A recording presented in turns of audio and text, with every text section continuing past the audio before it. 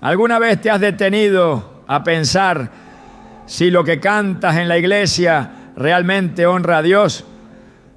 Muchas veces elevamos nuestras voces sin reflexionar en lo que estamos proclamando. Pero Jesús fue claro cuando dijo: este pueblo me honra con los labios, pero su corazón está lejos de mí. Mateo 15:8. Esta advertencia no solo expone una realidad espiritual, sino que revela un peligro que muchos ignoran. Cantar palabras sagradas con un corazón distante es una forma de burla hacia el Creador. Hoy exploraremos por qué ciertas canciones, aunque parezcan piadosas, pueden ser ofensivas delante de Dios. Te mostraremos cómo identificar cantos que no provienen de un espíritu reverente y cómo evitar caer en esta trampa espiritual. Lo que sale de tu boca en la adoración tiene un peso eterno. ¿Estás listo para entender lo que Dios tiene reservado para ti cuando elevas tu voz en su presencia? Cuando alguien canta en la iglesia desde el altar o entre los bancos, pocos piensan que ese acto aparentemente simple y cotidiano puede convertirse en una ofensa directa contra el Dios al que dicen adorar. Pero la Escritura es clara. Jesús no dejó espacio para la ambigüedad cuando dijo: este pueblo me honra con los labios, pero su corazón está lejos de mí. Mateo 15:8. Y es en esta frase que se revela un principio que transforma por completo lo que entendemos por adoración. Dios no escucha las voces, escucha los corazones. No busca el sonido afinado, sino la pureza interna. Y cuando alguien canta en su nombre sin integridad, sin verdad y sin temor reverente, no está adorando, está blasfemando. El acto de cantar al Señor no es una simple expresión artística o una tradición dentro del culto dominical. Es una declaración espiritual, una entrega de lo que hay en lo más profundo del alma. Por eso cantar sin pensar en lo que se dice, repetir frases por costumbre o aparentar devoción cuando el corazón está lejos, se convierte en una burla. Y la palabra de Dios no pasa por alto este tipo de actitud. En Isaías 29:13, Dios declara con dolor y firmeza: este pueblo se me acerca con la boca y me honra con los labios, pero su corazón está lejos de mí, y su temor de mí no es más que un mandamiento de hombres que les ha sido enseñado. Esta no es una simple observación, es una acusación directa contra aquellos que, aun participando en actos sagrados, lo hacen sin conexión espiritual.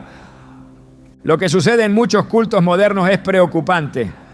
Personas levantan las manos, cierran los ojos, derraman lágrimas, y sin embargo sus vidas fuera del templo están llenas de envidia, orgullo, mentira y falta de perdón. ¿Qué tipo de adoración es esa? ¿Cómo puede alguien cantar "te entrego todo" si no ha perdonado a su hermano? ¿Cómo puede cantar "haz tu voluntad en mí" si vive en rebeldía contra la palabra? La contradicción no es solo espiritual, es peligrosa, porque cantar con los labios lo que no se vive con el corazón es usar el nombre de Dios en vano. Y el tercer mandamiento es claro: no tomarás el nombre del Señor tu Dios en vano, porque no dará por inocente el Señor al que tomare su nombre en vano. Éxodo 27. En muchas ocasiones el problema no es la canción en sí, sino la disposición del alma que la pronuncia. En el libro de Amos, capítulo 5, Dios reprende al pueblo con una fuerza sorprendente. Aparta de mí el ruido de tus cánticos, pues no escucharé ni la melodía de tus arpas. Amós 5:23. ¿Por qué un Dios que creó la música y la usó para comunicarse con su pueblo llega a rechazar el canto? Porque el pueblo había llenado su vida de injusticia, opresión y pecado, pero seguía adorando como si nada. Y Dios no puede ser burlado. Él ve más allá del sonido, observa la verdad detrás de la expresión. A lo largo de las Escrituras vemos cómo la adoración verdadera brota de corazones quebrantados, de hombres y mujeres que se acercan a Dios con temor, con reverencia, con un deseo profundo de agradarlo. El rey David, por ejemplo, después de su pecado con Betsabé, no solo se arrepintió, sino que entendió que ningún sacrificio, ningún cántico tendría valor si su corazón no estaba rendido completamente. En el Salmo 51, 17 declara: los sacrificios de Dios son el espíritu quebrantado. Al corazón contrito y humillado no despreciarás tú, oh Dios. Este es el tipo de adoración que Dios busca. No la que impresiona a los hombres, sino la que nace de la sinceridad absoluta delante del Creador. Y es aquí donde debemos detenernos a reflexionar. ¿Qué pasa cuando cantamos algo que no creemos? Cuando repetimos una letra solo porque es popular o porque nos gusta la melodía, pero en realidad nuestro corazón no lo siente ni lo vive. El peligro no es pequeño. En Hechos 5 encontramos la historia de Ananías y Zafira. Ellos no cantaron una mentira, pero ofrecieron algo falso delante de Dios. Mintieron sobre su entrega, pretendieron haber dado todo, cuando en realidad se reservaron parte. Y por esa hipocresía espiritual cayeron muertos en presencia de los apóstoles. Si Dios fue tan severo con quienes mintieron con una acción, ¿qué podemos esperar cuando mentimos con nuestras palabras? Y más aún cuando esas palabras están dirigidas a Él. Cantar con el corazón alejado de Dios es participar de un acto santo de forma profana. Es como presentar fuego extraño en el altar, como hicieron Nadab y Abiú en Levítico 10. Ellos eran sacerdotes, conocían los rituales, pero decidieron adorar a su manera, no según las instrucciones divinas, y la consecuencia fue inmediata. Y salió fuego de delante del Señor y los consumió. Esto nos enseña que no podemos acercarnos a Dios como queramos, ni cantar como nos plazca. La adoración debe ser conforme a su voluntad, no a nuestras emociones o gustos. En la historia de Caín y Abel también vemos este principio. Ambos ofrecieron sacrificios, pero solo uno fue aceptado. ¿Por qué? Porque Abel ofreció con fe y desde un corazón recto, mientras que Caín lo hizo por obligación o conveniencia. De nada sirve cantar si tu corazón está lleno de resentimiento, celos, orgullo o incredulidad. De nada sirve elevar una canción si antes no has inclinado tu alma.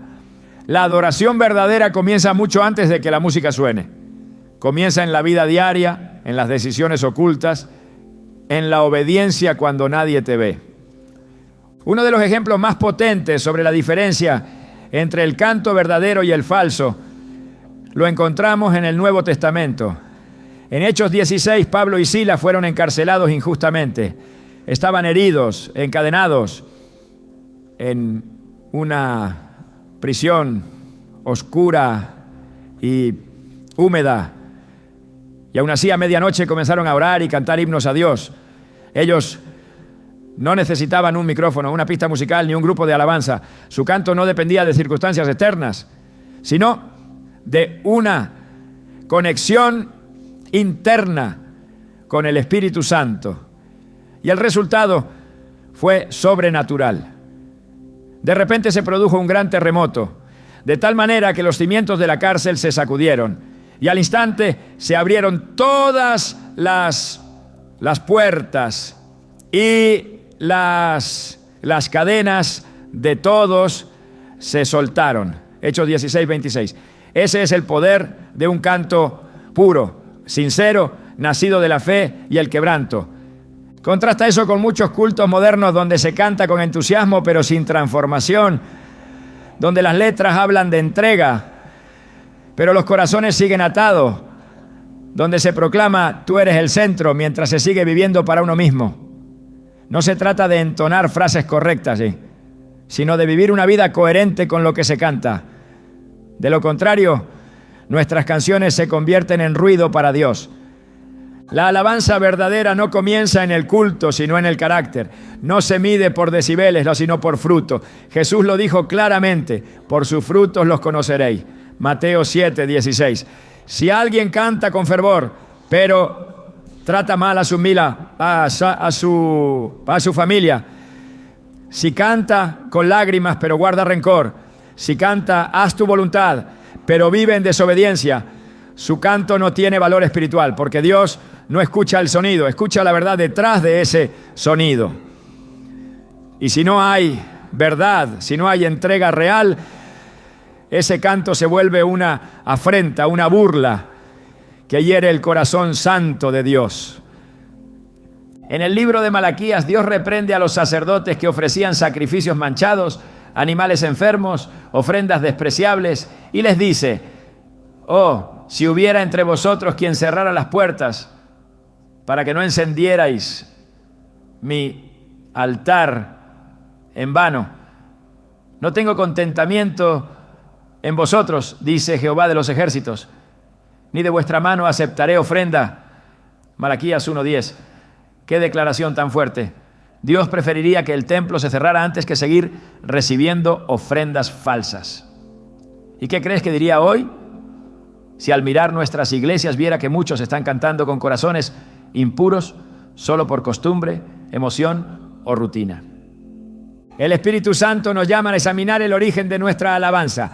No es suficiente cantar bien ni saberse todas las letras. Lo que Dios quiere es un corazón rendido, limpio, contrito. La mujer samaritana, en su encuentro con Jesús, intentó desviar la conversación hablando de lugares de adoración. Pero Jesús le dijo: los verdaderos adoradores adorarán al Padre en espíritu y en verdad, porque también el Padre tales adoradores busca que le adoren. Ya era usado 23. No se trata de cantar bonito ni de seguir modas musicales cristianas. Se trata de adorar en espíritu, conectados con el corazón de Dios y en verdad, con integridad de vida. Cantar sin integridad es mentir, y Dios aborrece la mentira, especialmente cuando se disfraza de devoción. Por eso es vital que antes de cada culto, antes de cada canción, nos preguntemos: ¿estoy diciendo esto porque Guasale lo creo o solo porque suena bien? ¿Estoy adorando con verdad o representando un personaje espiritual que solo existe los domingos?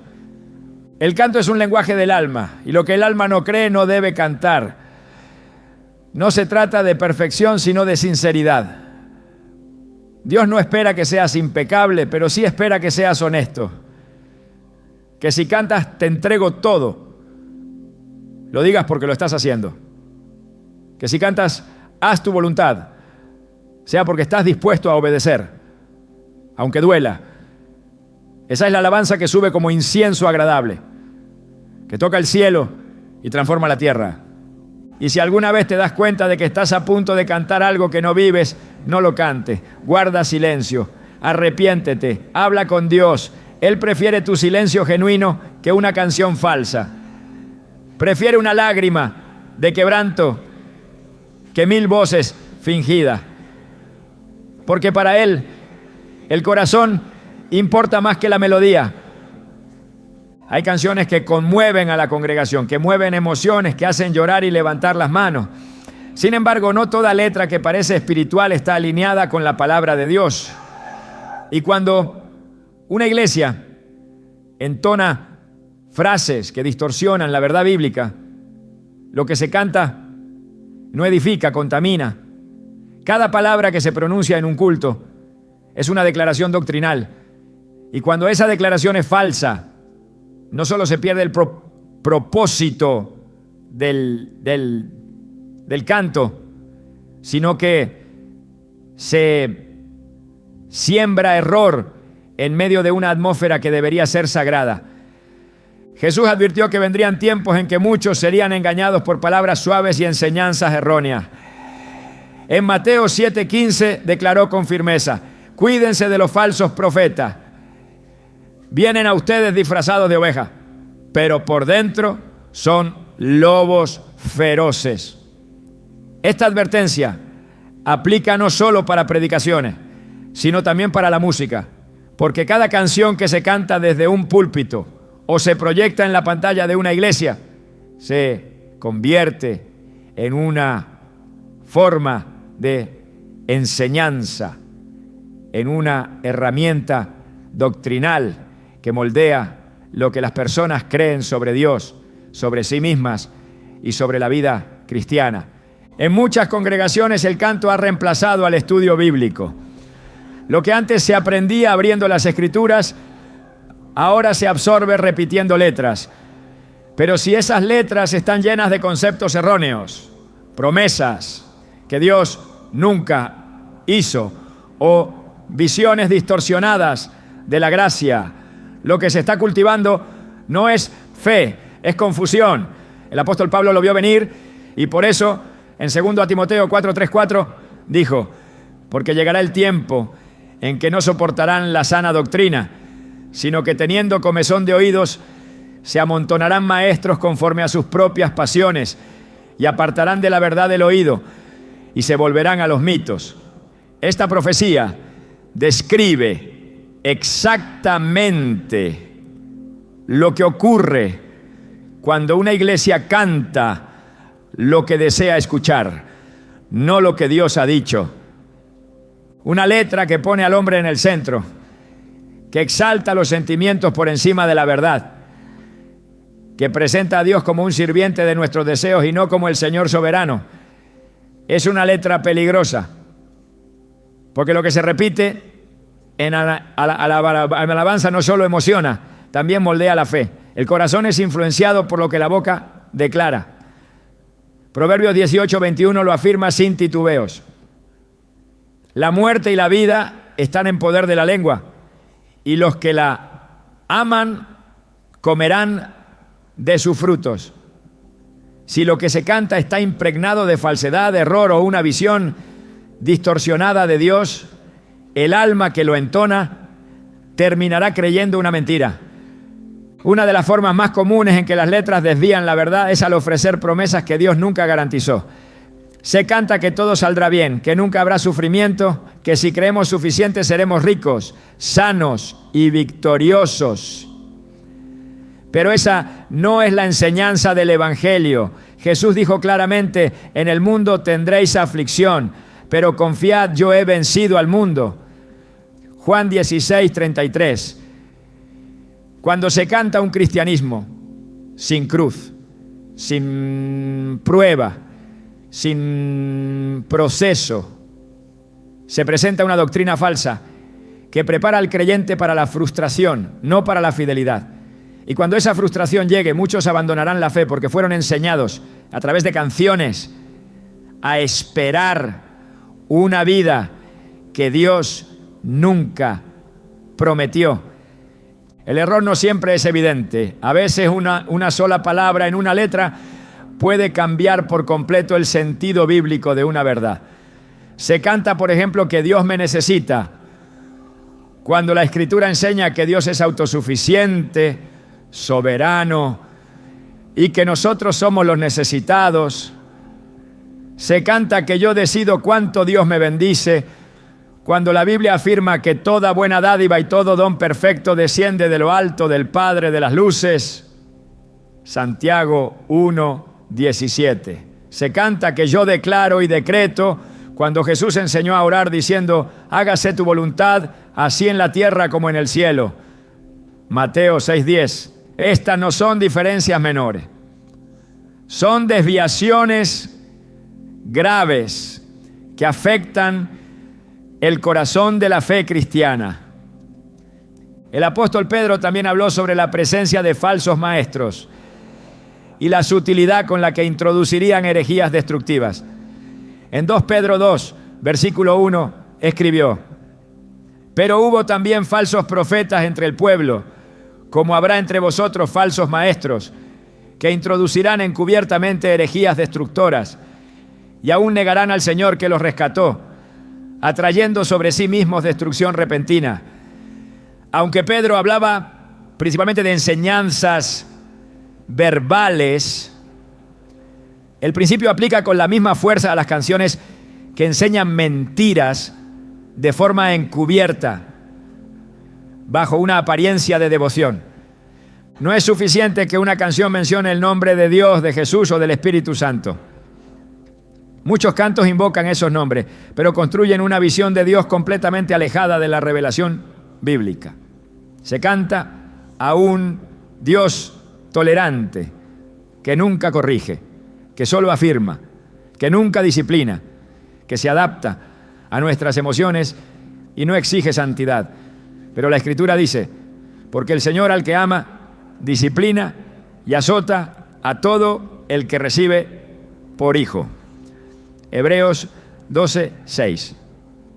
Cuando una canción elimina la corrección de Dios, está cantando a un ídolo, no al Dios vivo. También hay letras que exaltan la espiritualidad emocional, que invitan a sentir la presencia de Dios como prueba de que Él está allí. Pero la Biblia nunca enseñó que la fe depende de sensaciones. En Hebreos 11:1 leemos, la fe es la certeza de lo que se espera, la convicción de lo que no se ve. Reducir la presencia de Dios a una emoción es peligroso, porque cuando el sentimiento desaparece, muchos piensan que Dios se ha ido. Y cuando esto se canta como verdad, se entrena a las personas a depender de lo emocional, en lugar de confiar en la palabra. Un aspecto aún más delicado es cuando las canciones glorifican el yo, en lugar de glorificar a Cristo. Letras que repiten yo, mi victoria, mi destino, mi propósito. Mientras Cristo se menciona de forma secundaria, revelan un corazón centrado en el hombre. Pero el verdadero evangelio comienza y termina en Jesús. Juan el Bautista lo expresó con claridad absoluta. Es necesario que Él crezca y que yo disminuya. Juan 3:30. Cuando se canta desde el ego, no se está adorando, se está idolatrando el yo. Pablo enseñó que la iglesia debe edificar con palabras que sean fieles a la sana doctrina. En Colosenses 3:16 escribió, la palabra de Cristo habite en abundancia en vosotros, enseñándoos y exhortándoos unos a otros en toda sabiduría, cantando con gracia en vuestros corazones al Señor con salmos, himnos y cánticos espirituales. Aquí se establece el estándar. Cantar es enseñar, cantar es exhortar, cantar es afirmar la palabra de Cristo, no sustituirla. Si la canción no se alinea con esa palabra, no debe tener lugar en el culto. La adoración no necesita nuevas revelaciones, necesita fidelidad a lo que ya fue revelado. Judas 1:3 nos exhorta a contender ardientemente por la fe que ha sido una vez dada a los santos. Esto implica revisar, discernir y corregir lo que se canta en la congregación. No todo lo que emociona al alma viene del Espíritu. No todo lo que parece ungido está respaldado por Dios. El enemigo también sabe componer melodías, también sabe vestir el error de luz. Pablo lo dijo en 2 Corintios 11:14. Y no es de extrañar, pues el mismo Satanás se disfraza como ángel de luz.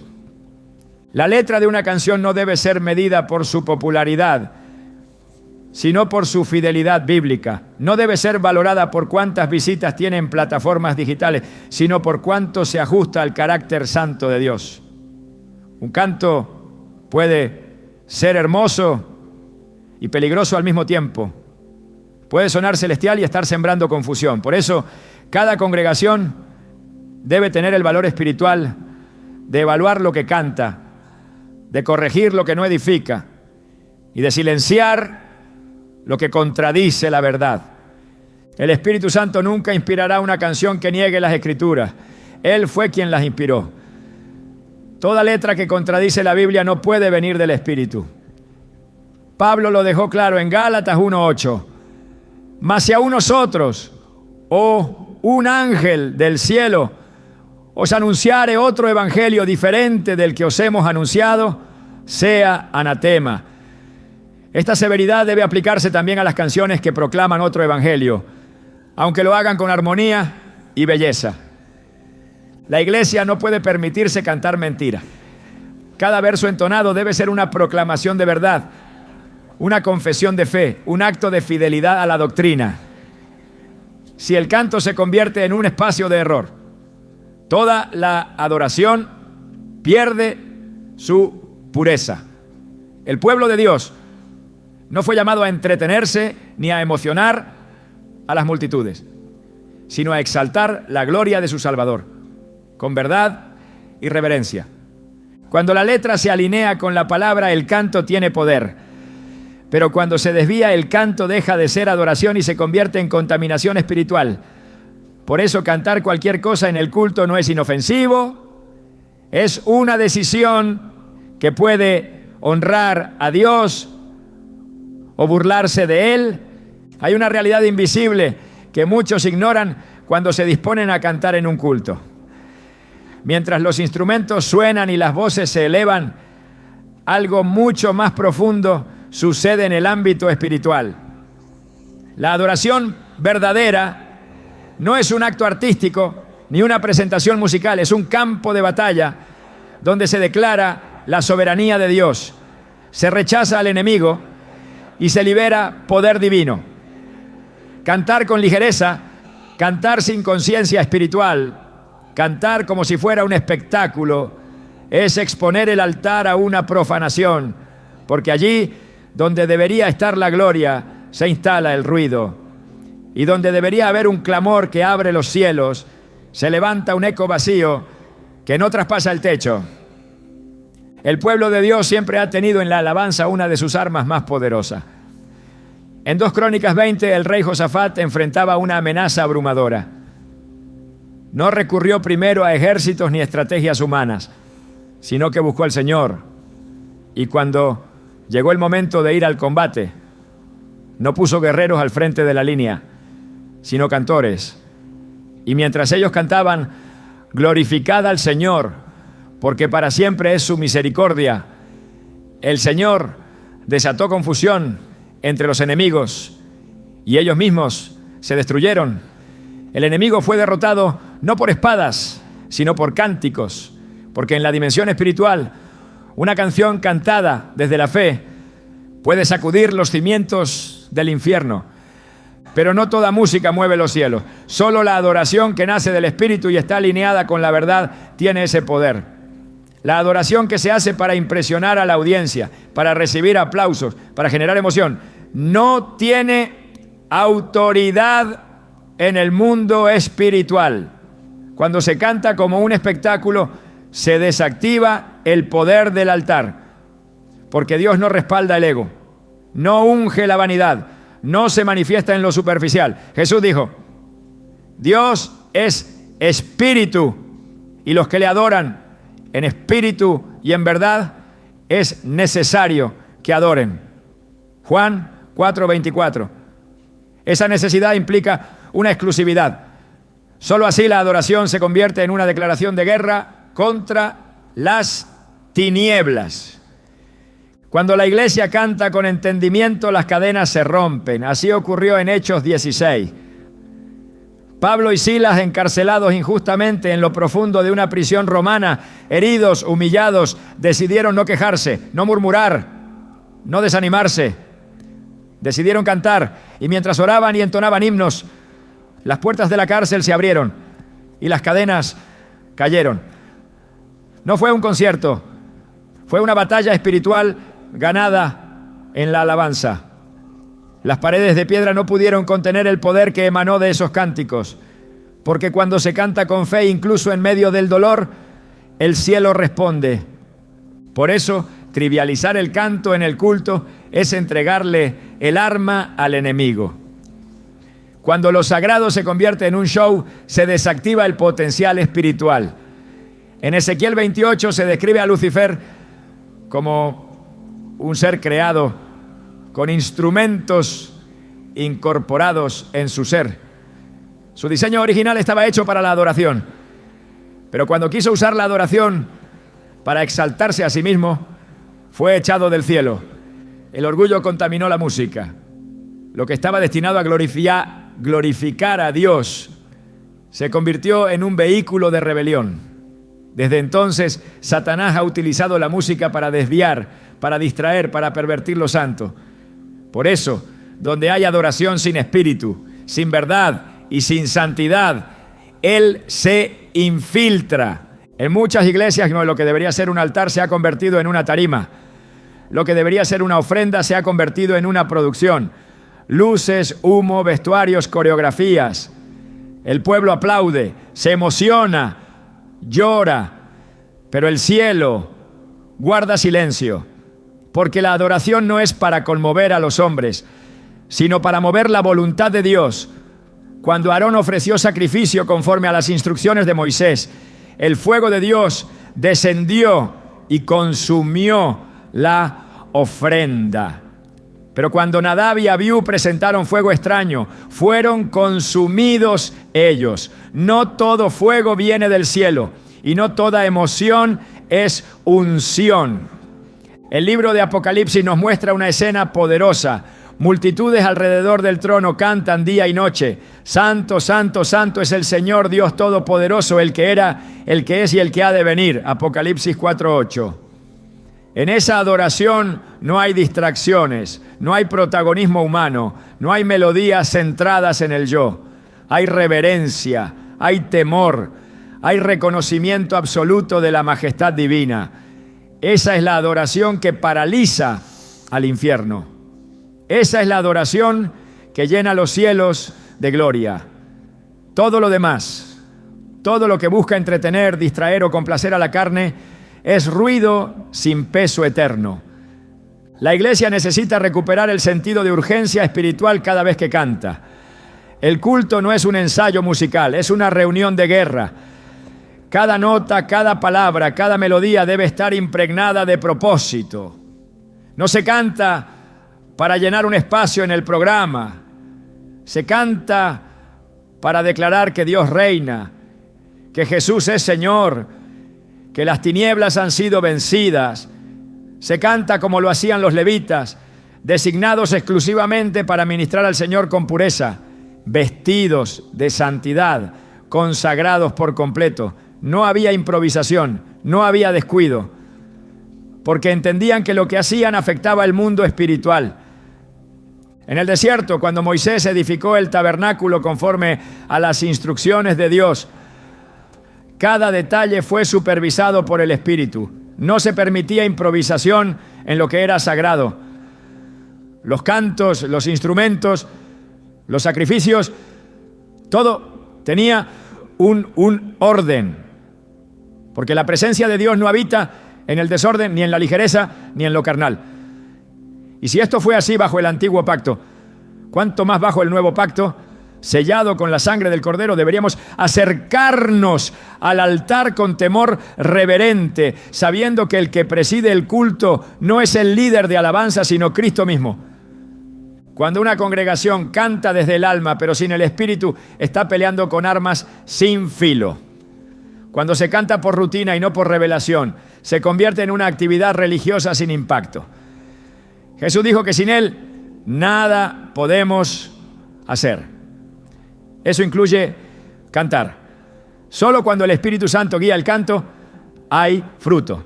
Solo cuando la verdad de la palabra sustenta la melodía, hay edificación. Y solo cuando el corazón está rendido, el cielo se abre. En 2 Reyes 3, el profeta Eliseo fue llamado a profetizar en un momento crítico. Pero antes de hablar, pidió que le trajeran un músico. Y mientras el músico tocaba, la mano del Señor vino sobre Eliseo. La música no era decorativa, era un canal para la presencia de Dios. No era un relleno litúrgico, era una preparación espiritual. Pero no cualquier música, no cualquier sonido.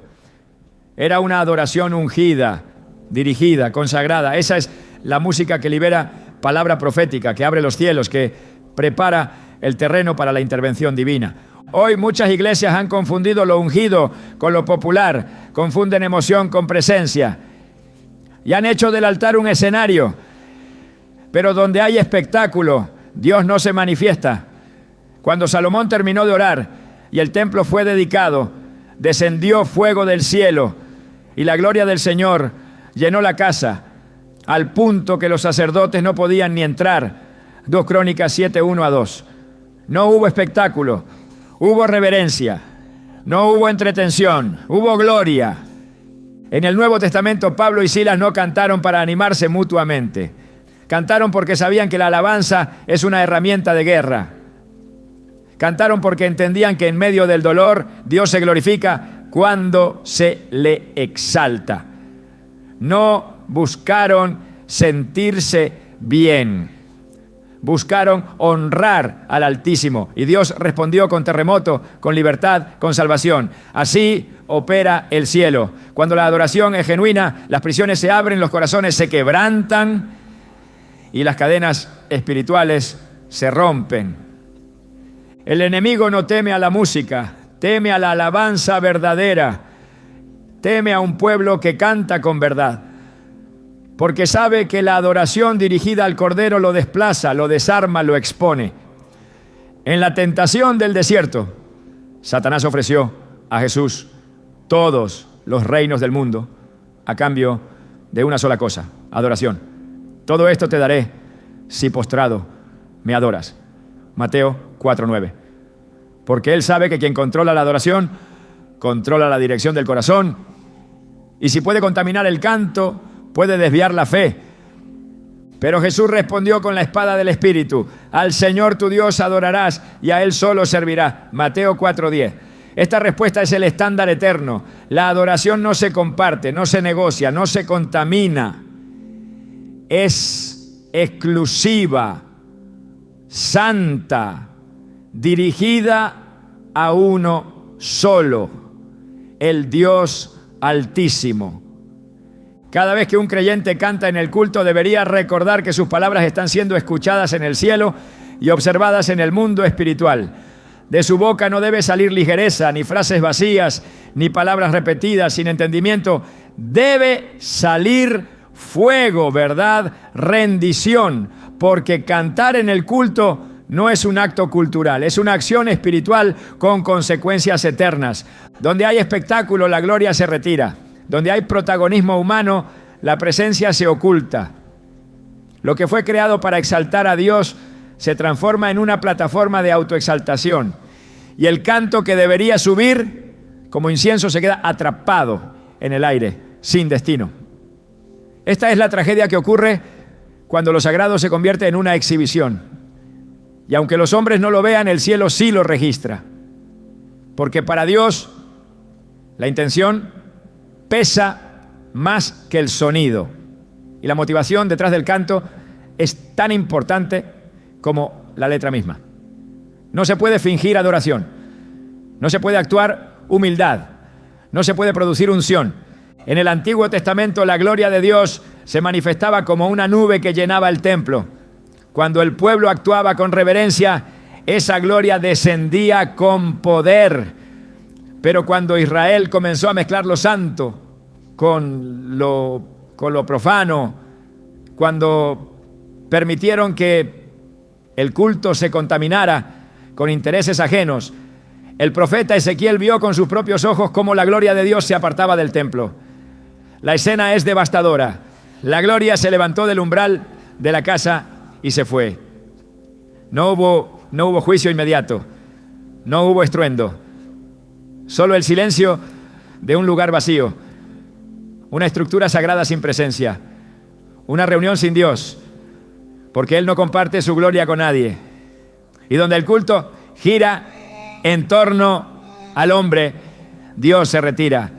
Jesús confrontó este mismo problema en su generación. No con los impíos ya, sino con los religiosos. Aquellos que hacían largas oraciones para ser vistos. Aquellos que daban limosnas haciendo sonar trompetas. Aquellos que ayunaban con rostros tristes para que los hombres los admiraran. En Mateo 6, el Señor no solo expone su hipocresía, sino que también deja claro que ya tienen su recompensa.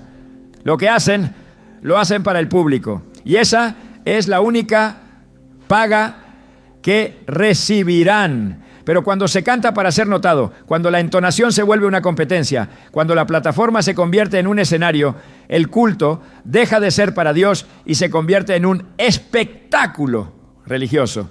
En nuestros días, esta distorsión ha adoptado formas aún más sofisticadas. Sistemas de luces que acompañan cada coro, humo artificial que marca la entrada del solista, transiciones diseñadas para emocionar, no para edificar. Coreografías que imitan los conciertos del mundo. Ensayos que no buscan excelencia para Dios, sino impacto visual para el público. Las cámaras se enfocan más en el intérprete que en el mensaje. Los aplausos reemplazan al quebranto. La estética desplaza a la unción.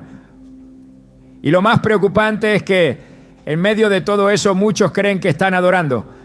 Pero Dios no habita en un espectáculo. Dios no se manifiesta donde se busca entretenimiento disfrazado de espiritualidad. La adoración nunca fue diseñada para agradar al hombre. Fue creada para glorificar a Dios. En el tabernáculo, el acceso al lugar santísimo no estaba abierto a cualquiera. Solo el sumo sacerdote podía entrar. Y solo una vez al año. No se trataba de un evento para la multitud. Era un acto de profunda reverencia. La adoración genuina nace del temor de Dios, no de la necesidad de reconocimiento. Y ese temor no es terror, es conciencia de su santidad, de su majestad, de su poder. Cuando ese temor se pierde, la adoración se convierte en una actividad vacía. Se sigue cantando, pero ya no hay fuego. Se sigue reuniendo el pueblo, pero el Espíritu ya no está presente. Porque donde hay orgullo, no hay altar.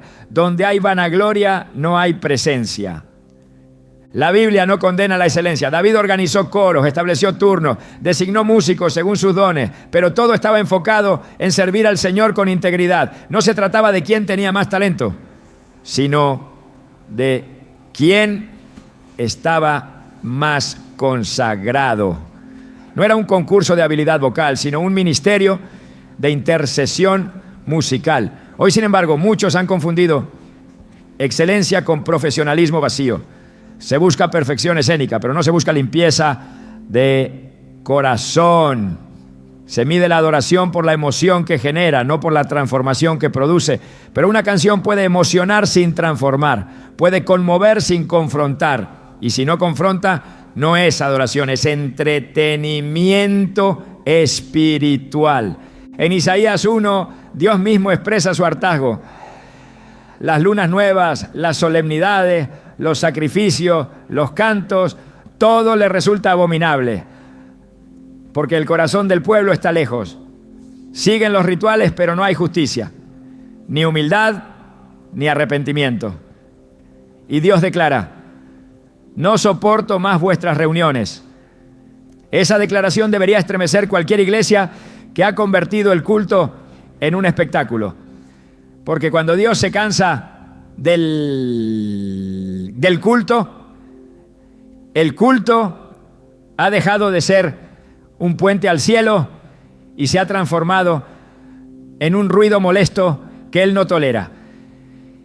El libro de Malaquías denuncia a los sacerdotes que presentaban ofrendas defectuosas en el altar, animales ciegos, cojos, enfermos. Y el Señor pregunta: ¿acaso ofrecerías eso a tu gobernador? ¿Se agradaría de ti? Si no, daríamos algo mediocre a un líder humano. ¿Por qué presentarlo ante el Rey de Reyes? Hoy muchas iglesias presentan canciones sin profundidad, sin doctrina, sin reverencia. Letras que exaltan al cantante más que al Salvador, arreglos que buscan ovaciones más que obediencia. El altar ha sido reducido a un escenario y lo que debía ser sagrado se ha vuelto espectáculo. Jesús limpió el templo de los cambistas, de los que habían hecho de la casa de oración una cueva de ladrones. Y hoy, si entrara físicamente en muchos templos, ¿qué encontraría? Oración o producción, adoradores o artistas, silencio reverente o gritos vacíos, palabra o performance. El mismo celo que lo movió a volcar las mesas lo mueve aun cuando ve que su nombre es usado para glorificar al hombre. La adoración no puede ser mercantilizada, no puede ser manipulada, no puede ser convertida en un producto para consumo masivo, porque el Dios al que se canta es fuego consumidor. El pueblo de Israel conocía la diferencia entre espectáculo y presencia. Cuando el arca del pacto era llevada con irreverencia, como en el caso de Usa, el juicio caía de inmediato, porque el arca representaba la presencia misma de Dios y no se podía tocar, mover o manipular a voluntad. Solo podía ser llevada según el orden establecido por el Señor. Hoy el canto en el culto debería ser tratado con ese mismo respeto. Cada letra, cada nota, cada gesto debería ser ofrecido con temor, sabiendo que no se canta ante hombres, sino ante un Dios santo, justo, celoso de su gloria. Los fariseos hacían todo para ser vistos por los hombres. Jesús los denunció públicamente llamándolos sepulcros blanqueados. Su apariencia era impecable, pero por dentro estaban llenos de muerte. En el canto también puede ocurrir lo mismo. Una voz afinada, una interpretación emotiva, una puesta en escena impactante, pero detrás un corazón vacío, una vida desconectada de la fuente, una intención contaminada por el deseo de ser admirado. El sepulcro puede estar bien pintado, pero sigue siendo sepulcro. La música puede estar bien ejecutada, pero si no nace del Espíritu no tiene valor ante Dios.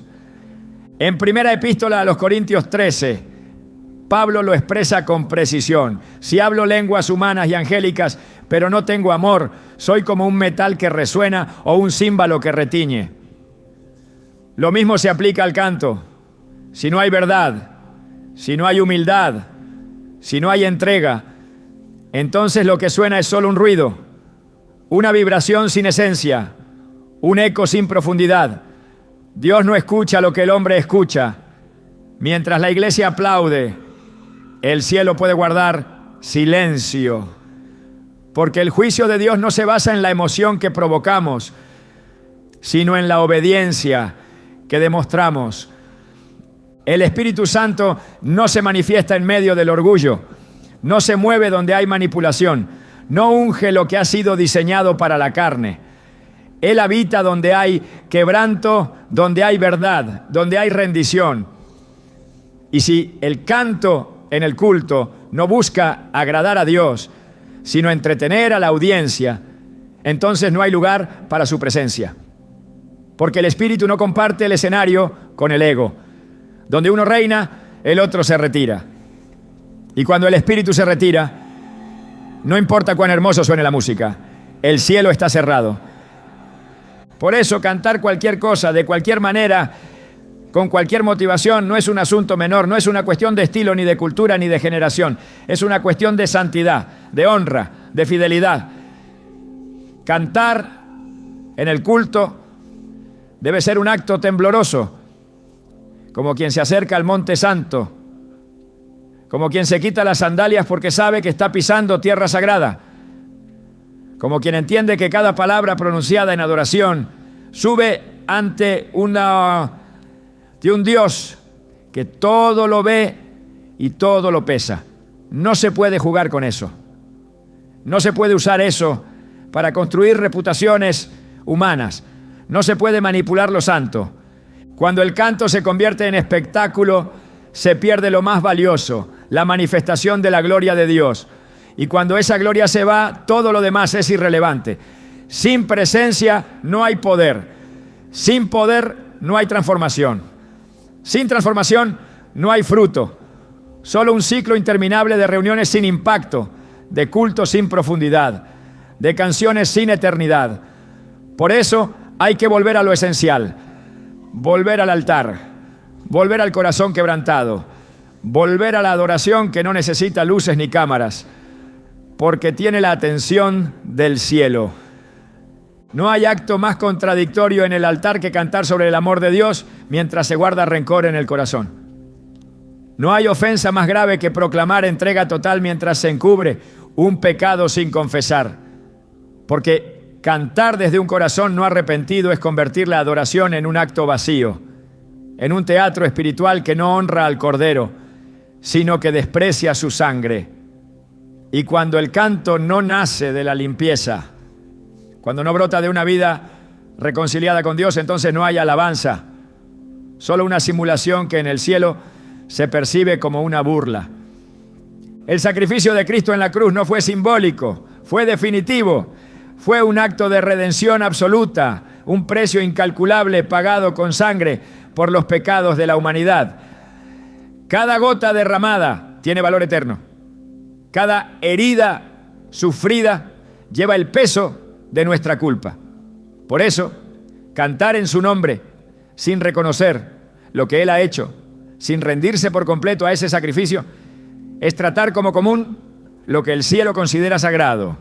Hebreos 10, 29. Lo expresa con una severidad que no se puede suavizar.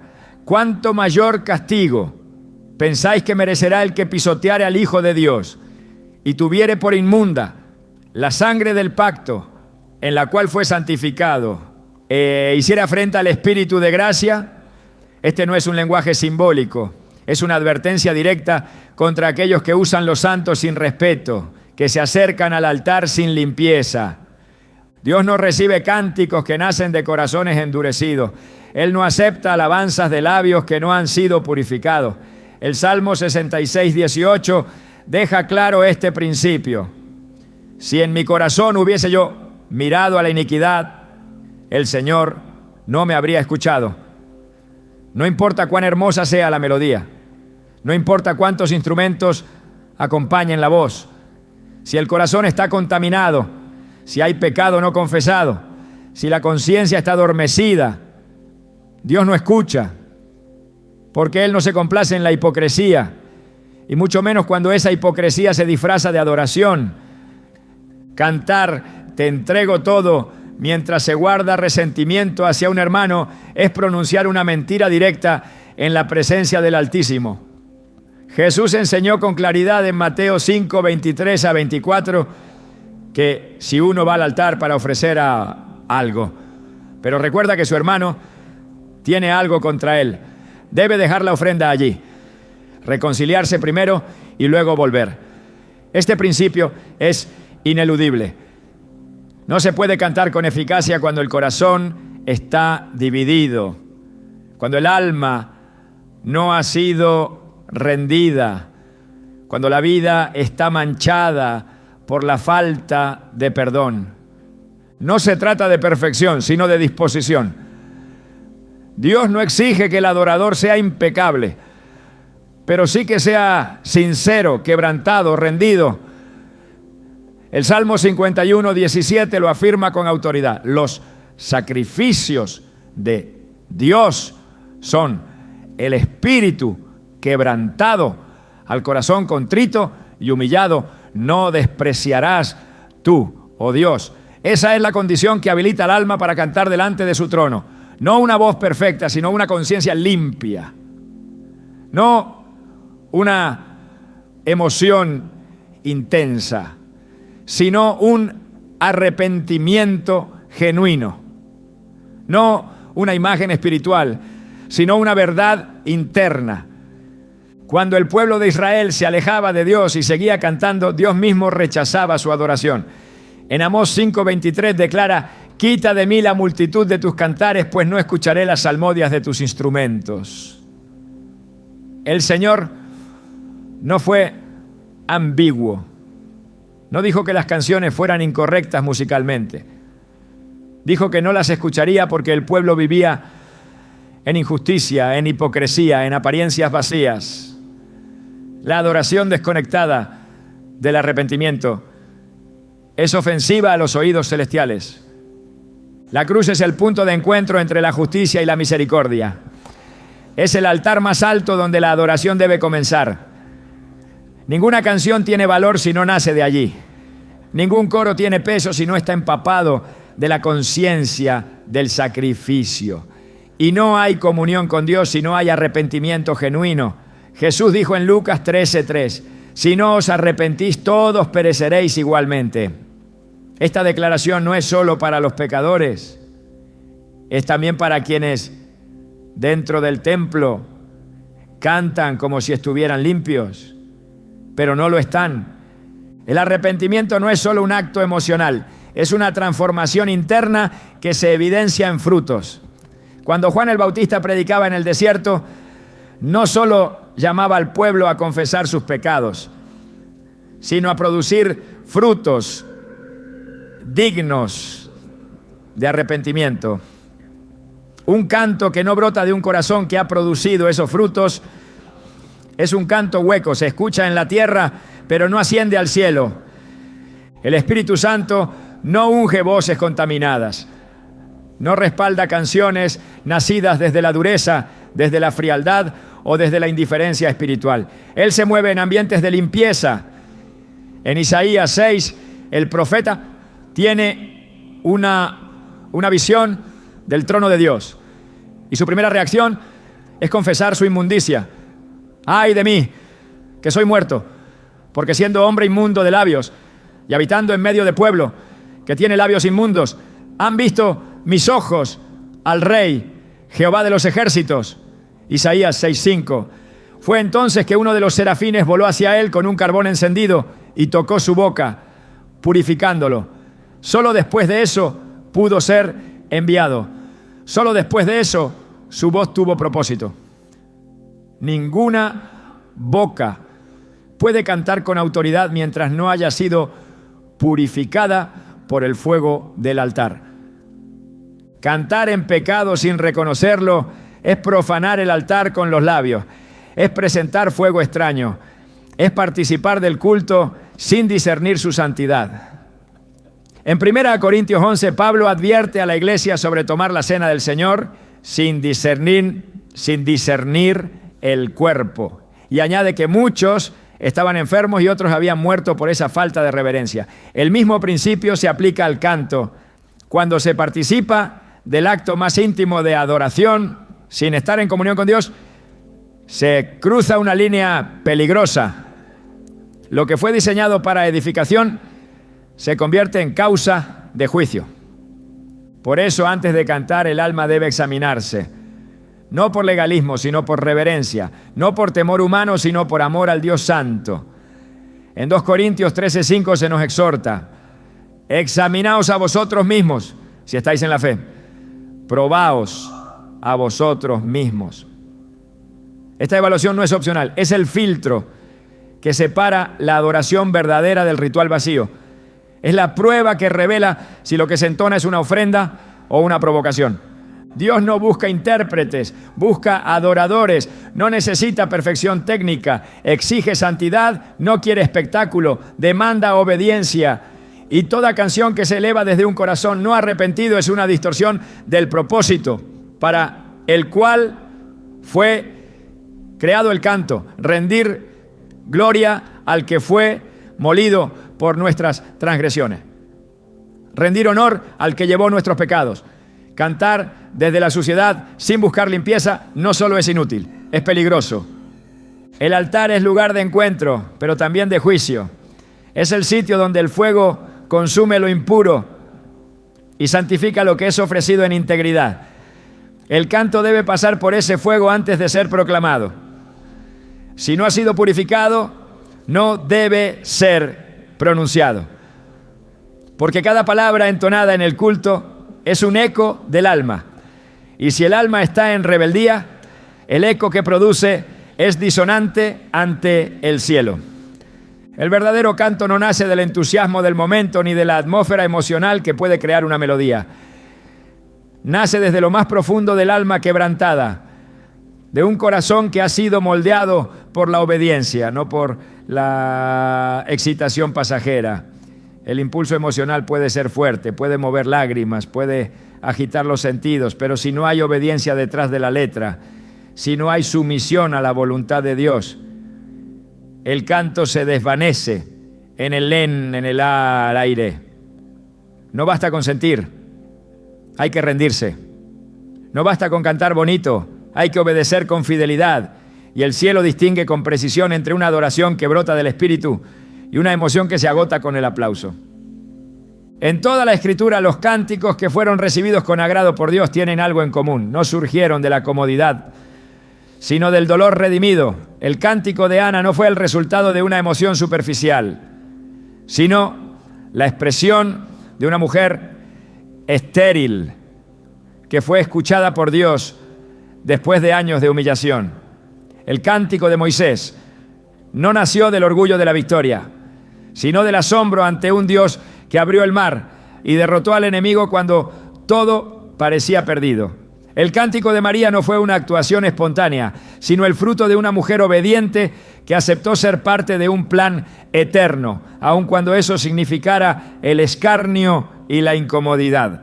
La obediencia y el quebranto son los dos pilares sobre los que descansa la adoración que transforma. Jesús mismo, antes de enfrentar la cruz, elevó una oración en Getsemaní que no fue acompañada por música, pero que cargaba el peso de una rendición perfecta. No se haga mi voluntad, sino la tuya. Lucas 22:42. Esta frase contiene más verdad que 1000 coros vacíos, porque cantar que se ama a Dios mientras se resiste su bobololú es traicionar el mensaje con los labios. Solo cuando el alma ha sido doblegada por la obediencia, la alabanza se vuelve pura. Dios no se complace en el bullicio, sino en la sinceridad. No se impresiona por la intensidad emocional, sino por el corazón obediente. Samuel fue claro al declarar a Saúl: se complace Jehová tanto en los holocaustos y víctimas como en que se obedezca a las palabras de Jehová. Ciertamente el obedecer es mejor que los sacrificios. 1 Samuel 15:22. Hoy podríamos decir lo mismo. El obedecer es mejor que cualquier canto, por más exaltado que suene. Porque el canto que no está sostenido por obediencia es ruido, pero el canto que nace del quebranto es fuego, y ese fuego es el que Dios enciende con su gloria. Dios no busca coros perfectos, no, sino voces redimidas. Él no se impresiona con el volumen de una canción, sino con la profundidad del alma que la entona. El canto en el culto no es un elemento ornamental ni un relleno litúrgico. Es una declaración espiritual que, si no nace del temor reverente, corre el riesgo de volverse una provocación delante del trono. Porque cada vez que la iglesia se reúne y entona palabras dirigidas al Creador del universo, está invocando un poder que no puede tomarse a la ligera. Y es ahí donde la adoración se convierte en un punto de decisión. O se ofrece con temor y temblor, o se profana con ligereza. Hay algo que muchos no consideran cuando cantan: que la adoración no se queda en la tierra. Cada palabra que pronunciamos en nombre de Dios sube como testimonio. No solo los ángeles la oyen, también los principados, las potestades y los testigos invisibles que rodean nuestras vidas. Cuando cantamos algo que no vivimos, no solo estamos mintiendo ante el Altísimo, sino abriendo puertas a la confusión espiritual, porque lo que no se vive no debe proclamarse. Y lo que se proclama sin convicción pierde su poder. En el cielo, la alabanza no es un acto litúrgico, es un ambiente eterno. En la tierra debe ser un reflejo de esa realidad. No una simulación que entretiene al hombre pero deja intacto el corazón. La verdadera adoración no se limita al acto de cantar. Es una postura del espíritu que se manifiesta en cada aspecto de la vida. El creyente que canta con reverencia lo hace porque también vive con reverencia. El que canta con limpieza es el mismo que camina en santidad cuando nadie lo observa. No hay un canto poderoso si no hay una vida alineada. Por eso Dios no está esperando más canciones. Está esperando vidas rendidas que usen el canto como una extensión de su obediencia diaria. Porque el canto no tiene el poder de limpiar lo que la vida ensucia. Solo cuando la vida es consagrada, el canto se vuelve sagrado. Cada vez que subimos al altar para cantar, lo hacemos delante de un Dios que ve lo que el hombre no ve. Y lo que el hombre llama un buen momento de adoración, para Dios puede ser un lamento por la falta de temor. El fuego de Dios no cae sobre lo bonito, cae sobre lo puro. La gloria no se derrama por causa del espectáculo, sino por la entrega. Y el juicio no se aplaza porque una canción fue emotiva, sino porque hubo corazones que se humillaron de verdad.